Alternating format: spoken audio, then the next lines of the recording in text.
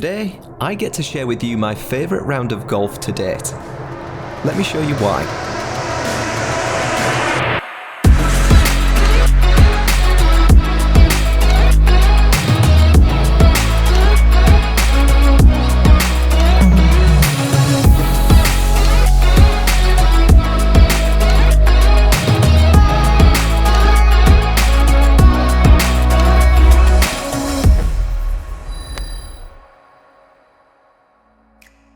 We are at Real Club de Golf de Las Palmas in Gran Canaria, or as it's known to the locals, Bandama. This is because it's situated next to the Caldera de Bandama volcanic crater. This makes for some spectacular views around this course. The course is a par 71 and we are playing from the yellow tees, which are the longest on the course, coming in at 6,200 yards in total.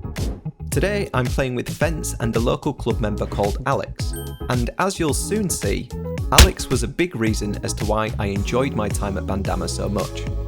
So, over to the first hole. The first hole then is a par 4, it's fairly straight and downhill, playing away from the clubhouse. Yes, landing, sandy landing, or... As you can tell by Alex's commentary, we thought this had landed in the bunker. I didn't see it land. Or as he calls it, a sandy landing. But actually, it just carried the bunker and was on the front edge of the green. So after a little 50-degree wedge chip close to the pin, I'm starting with a really early look at birdie. And I've only gone and sunk it. A birdie to start. Fence doing fence things. And then miraculously realise it. The second then is another par 4. This one's 385 yards, uphill slightly. And this tee shot has just leaked a little bit right, but it's absolutely fine. And it's left me with about 170 into the green, so I'm hitting a 5-iron here. Catch this one really well.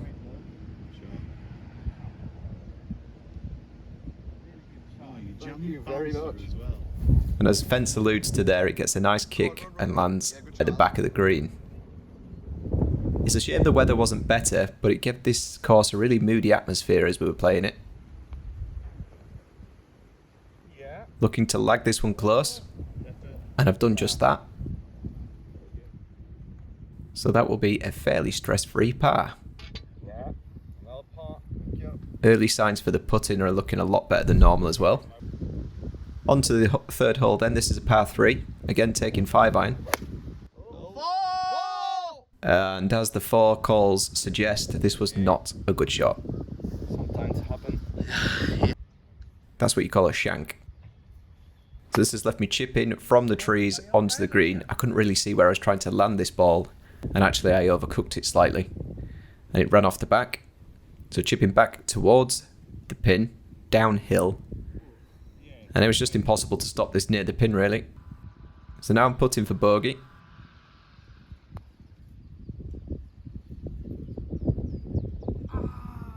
And it's a good effort. And Alex gives me that one for a double. The fourth then is just on the edge of the course, so this overlooks a cliff to the left hand side. And I've cut this drive very fine. It stays in play, but just about. This has left me a 9-iron then into the green. And unfortunately I just pushed this one slightly. And it ends up on the right hand side of the green in the bunker.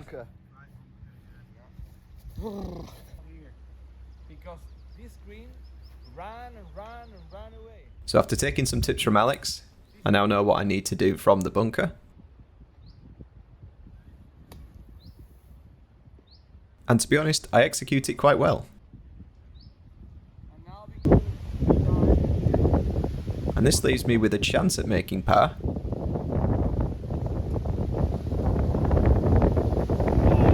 But the downhill green makes that a very tricky putt. And now I'm scrambling for bogey, but he manages to sink it. So it's a good start this. On to the fifth, and this is another par 4 with just sort of a slow bend round to the right. I'm trying to play my usual fade, come slice driver tee shot, and actually it ends up on the left hand side. Yeah, I can see. Yeah, I can see. yeah, the white post. So now I'm hitting over the trees to the green, about 175 yards. So again, I'm taking 5-iron. I catch this one well, but it just leaks right slightly. And again ends up on the front right bunker of the green. Again, it's another pretty decent bunker shot that ends up on the front edge of the green. So it does give me a putt for par.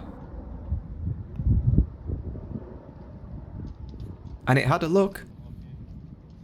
And leaves me with a fairly simple one to tap in for another bogey.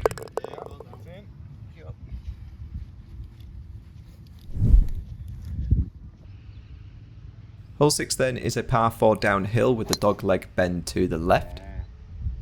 Alex approves of this tee shot. Nice and safely in the fairway.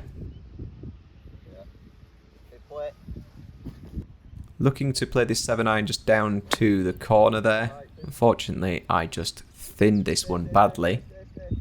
And it runs a little bit further than I would have liked it to. But it does leave me a shot into the green. The pin's just behind this building you can see there. And that's not bad. Leaves me putting. Here's fence then.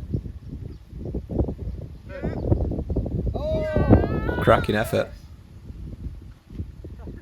My turn now.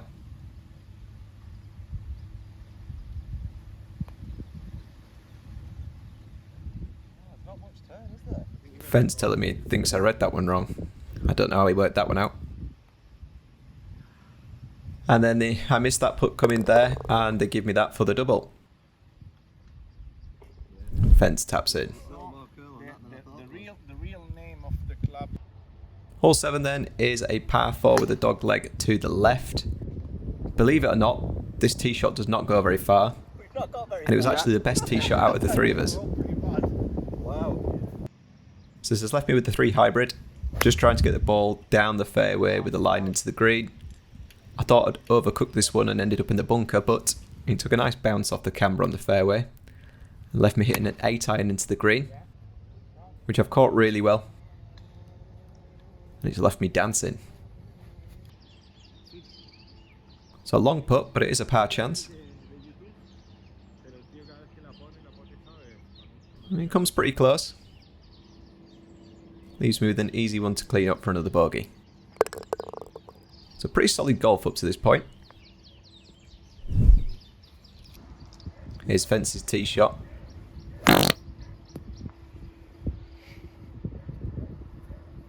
Never seen you do that ever. Erase from the video. Silently seething. No, you keep that one in. And then he makes up with it with an absolute corker. That's it. Yeah. Judges the shot shape well and lands it on the green. My turn now. Playing almost a carbon copy of Fence's good shot here. And that winds up on the green also. Fence then trying to save a bogey. It's a good effort. And this is my putt for birdie. Nowhere near. So now scrambling for the par. And I've overcooked it. Fence taps in for the double. And I'm trying to save bogey here. And managed to. Scrappy hole that one. The 9th then is a long par 5 back up towards the clubhouse. Great views from this tee box. Yeah, it should be fine in fairway. Not the longest tee shot, but it is in play. This has left me with a 3-wood up towards the clubhouse. And I catch this one nicely. Judge the shot shape well and everything. Clubs, but Right, okay. and face to the corner of the house. Yep, okay. Because you're going to. Yeah. So I've been briefed by Alex. And briefed to perfection, to be honest. Caddy. It's a great shot. Not as a player, but caddy. It's left me putting for another birdie. But unfortunately, if you're hoping to see this putt, Fence had other ideas.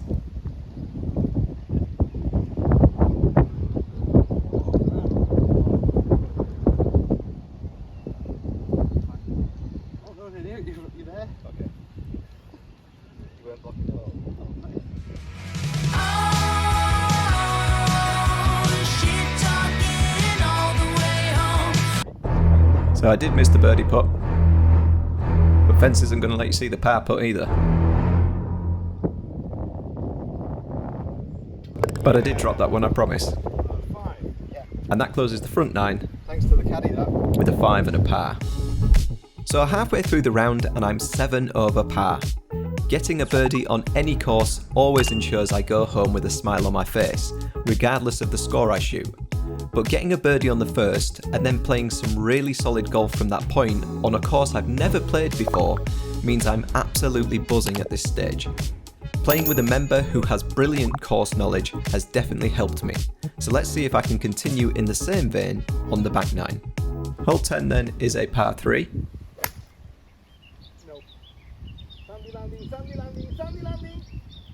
And Alex hoping for a bunker landing, Not sure. Unless. Not sure. but he does get a lot of draw spin on his shots, and I think that one ended up down the hill. Okay, let's see how this bounce. I took a 5 iron, and to be honest I've just not hit it far enough. I thought the wind might carry it a bit further than it did, so it's left me chipping with a 50 wedge. I landed this where I wanted to, but I just didn't get the roll that I was hoping for. Fence clears up well for his par. Can I follow suit? Roll, go on. Close, but no cigar. And it means I'm tapping in for another bogey. Again, more spectacular views from this hole. Fun fact, Bandama is actually Spain's oldest golf course, established in 1891. And it's also the home course of Rafa Cabrera Bayo. Hole 11 then is a dogleg right down the hill, Bomb. and I catch this one really well. Controlled fade. Yes. He's left me with a 3 hybrid, looking to try and get to the green. I don't catch this one as well as I did the driver though, and just winds up short on the left side there. Leaves me chipping on with another wedge. I don't mind this shot at all. And it's not too far. Not bad. It's giving me a realistic chance of making a par.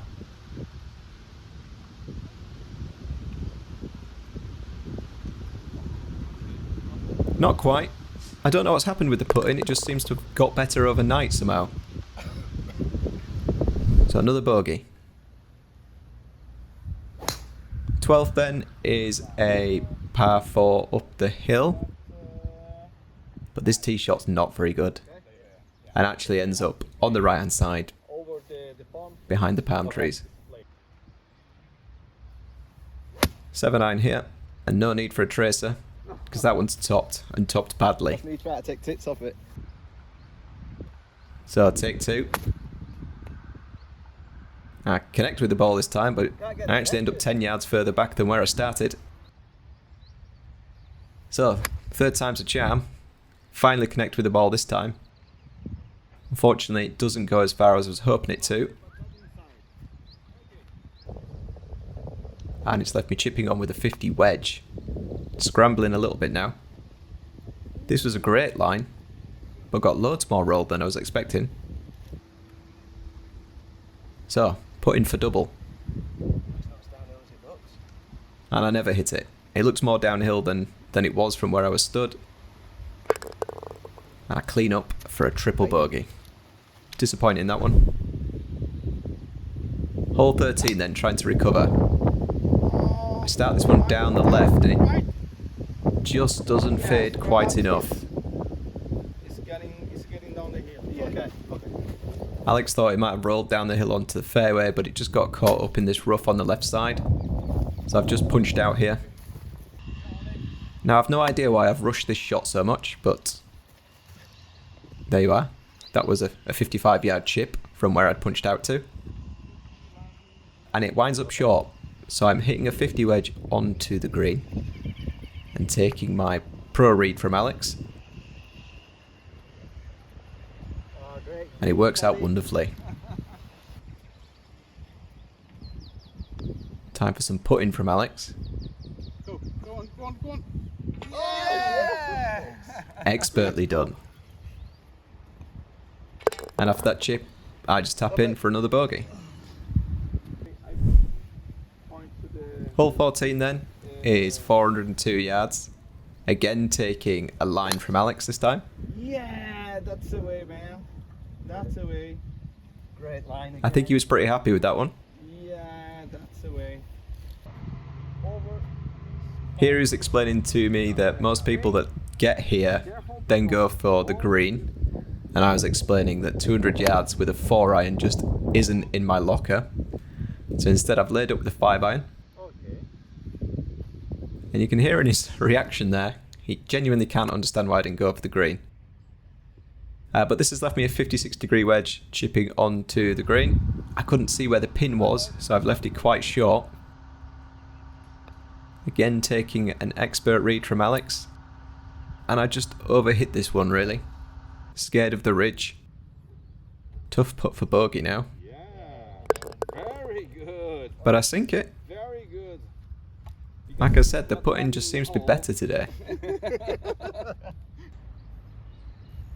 Hole 15 then another par 3, 211 yards. And I thinned this hybrid and slice it. Near the trees, or even in on the path. Luckily it gets caught up in the rough on the right. Leaves me chipping on with the 56-degree wedge. And this goes pretty well. I'm on the green and putting, can't ask too much more. Now here, Alex has just hit a putt from off the green.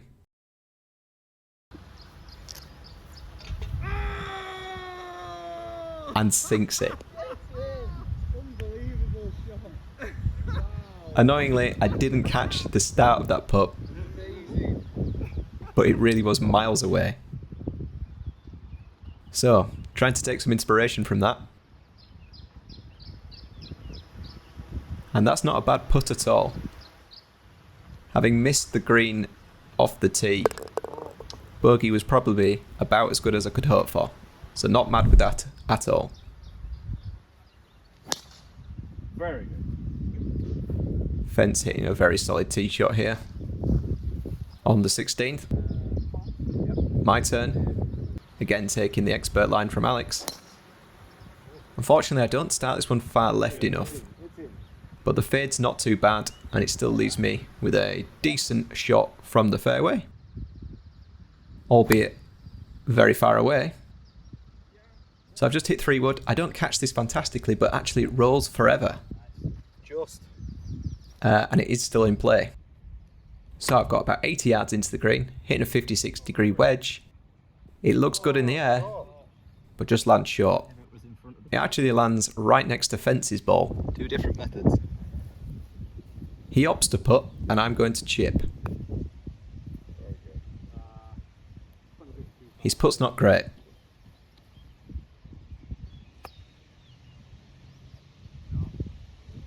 My chip's pretty good though. So this is his putt coming back. He's left that one short. Nice stroke. Nice stroke. Yeah. He very nearly drops the second one. Oh, fence. And concentration cost him that one. Head well and truly gone. Dummy out the pram. And I dropped that for par. Very solid hole for me, that one. Hole 17. Fence hits a massive slice into the trees there on the right. Can I find it? Yeah. Sure. And unfortunately, the camera cuts out for my tee shot, literally as I'm about to take my backswing. You didn't really need to see it though, as it was a carbon copy of Fence's shot, and we both end up deep in the trees on the right hand side. So I'm having to punch out with a 5-iron, and this has left me attacking the green from about 70 yards with a 56-degree wedge. You can't see it from here, but this green is a tricky one. Big undulations, and to be honest, I've carried that a little bit further than I would like to, and I'm now putting downhill. Me and Alex are pretty much the same putt here. But I'm slightly further out, so I'm to go first. And getting that stop near the pin was difficult. And Alex actually does Very good putt. a pretty good job. Better than mine. So again, I'm giving him another read, but he decides to go first this time. Oh my god. And he's got the most peculiar putting stroke that I've seen. And unfortunately it doesn't work out for him that time.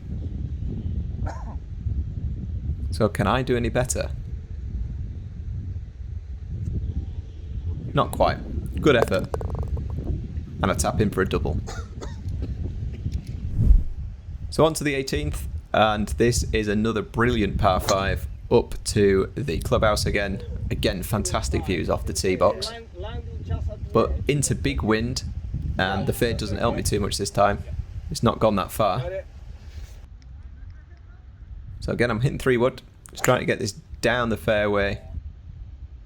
And this goes really well. It's not the longest 3-wood I've ever hit, but it puts me in a position to attack the green.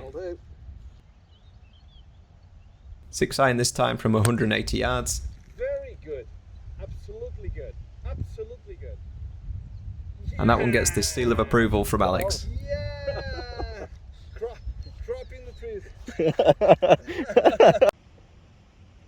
And it's left me chipping on again with a 50-degree wedge. And that's not bad. Could have been closer. Fence cleaning up on the 18th green. Just wasn't his day today.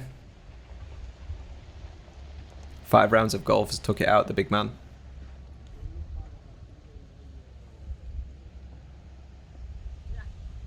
And me for my par putt.